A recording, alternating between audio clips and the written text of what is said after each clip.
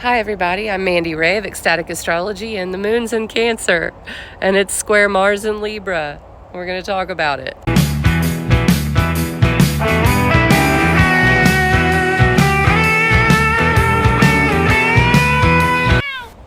There's the moon, it's in Cancer right now.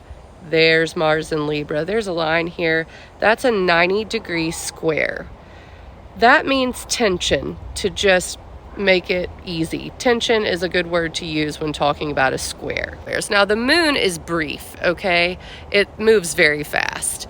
Mars, a little slower.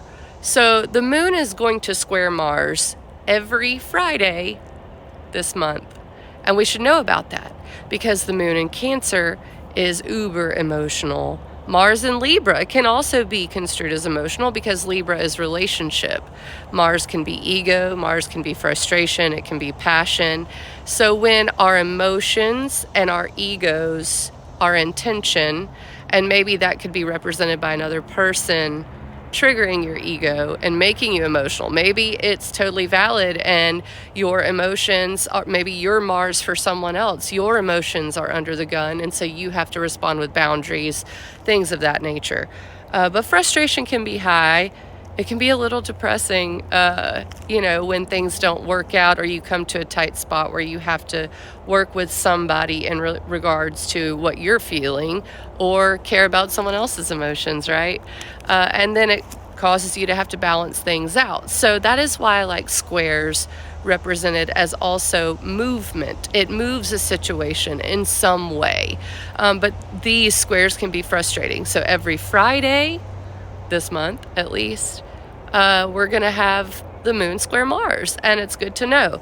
So I've already experienced some moon square Mars, and I'm recording it right now, but I'm taking action on something that's pretty cool.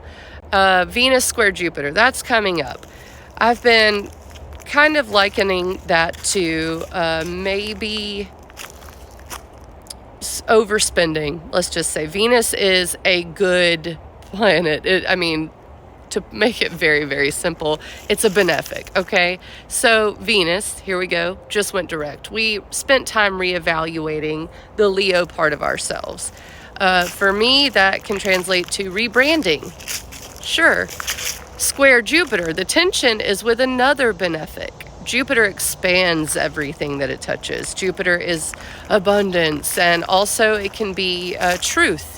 So the square here is the tension between our values and maybe what we're reevaluating there, especially in regards to what we create. Leo is our creativity. Also, just to make it very simple, all of these things can, they can represent lots of different things, but in the end, it can boil down to one simple word. And I think creativity for Leo and creation and being seen is a part of that Leo. So Venus, reevaluating that part of ourselves. Square tension with Jupiter and Taurus. Taurus is a fixed earth sign.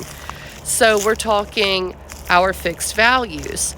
The only weird thing about that is that there's also Uranus. Uranus is also in Taurus, and Uranus is change, and Jupiter and Uranus are going to meet up next year around April. And that is when Jupiter expands something. Uranus, change, innovation, sometimes unexpected events, revolution. I'm walking around outside. That's all Uranus. So the normally fixed nature of Jupiter and Taurus is in for a big change. So Venus is squaring Uranus as well. That comes later in the month. And that tension is a little more palpable, like something's got to change our values or a way we approach our creativity and our inner child and what we enjoy and the balance between the two, and then also relationship. Venus is relationship. It boils down to relationship and money or values, okay? So that being said, Mars in Libra, remember I started it out with the moon square Mars. Our egos, our action. Mars is the gas, right? It goes. It's how we move through life. Is in Libra, relationship. A lot of energy. Can be frustration. It can be anger. I wonder if it'll pick up the kitty. Come here, cat. Yeah, that's Juno. So Mars is, very cat-like. So is Leo. It's funny to think about. But it's in Libra. Libra is ruled by Venus. Venus in Leo is going to square these guys. So Mars is even answering to Venus. And they're going to make an opportunistic sextile later in the month as well. So the masculine go part of us and the Venus receptivity and values and relationship part of us are kind of working together. I like that. Maybe it's someone recognizing us and really seeing us. That could be the thing. But that being said, leading up to it, we're also in a Mercury retrograde. That goes direct September 15th. I almost said March because Mercury's retrograde. It's retrograde in its home sign of Virgo. These guys are trine Jupiter. I love that. Okay, that's an expansion of now the Mercury retrograde stuff, which can be a little hard to deal with. Miscommunication, rethinking things, getting to the details. It's Virgo. What we need to get rid of, what needs to be organized in our lives. It's mutable earth, I think of dust, right? So trine in support, 120 degrees is a trine. Jupiter here, Jupiter's expansion, Jupiter's truth, Jupiter's abundance. So maybe we are seeing the truth in a situation, exposing the holes in things, and that is in support. It may not be fun, but it helps us, and that's what Jupiter does. It helps.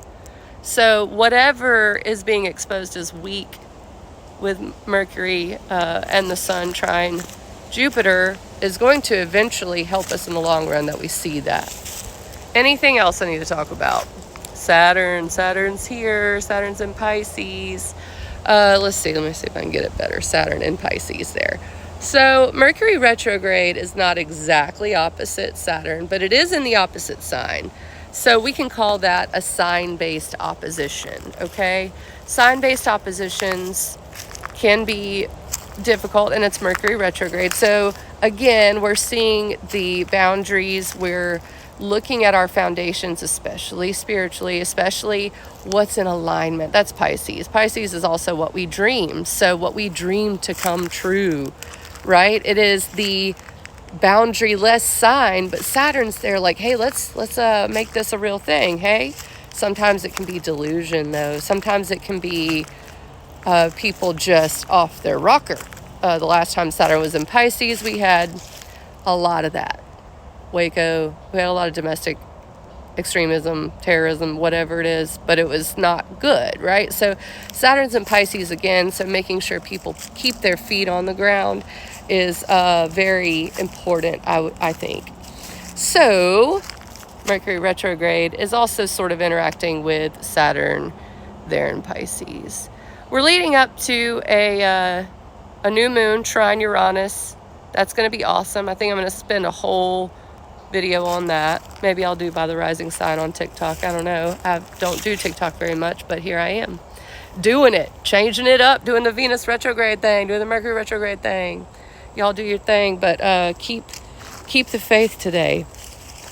The whole reason I wanted to do this video was the moon in Cancer is square Mars in Libra, and it can be a little emotional, a little disconcerting, but it's brief and it'll be over soon. All right, see y'all later.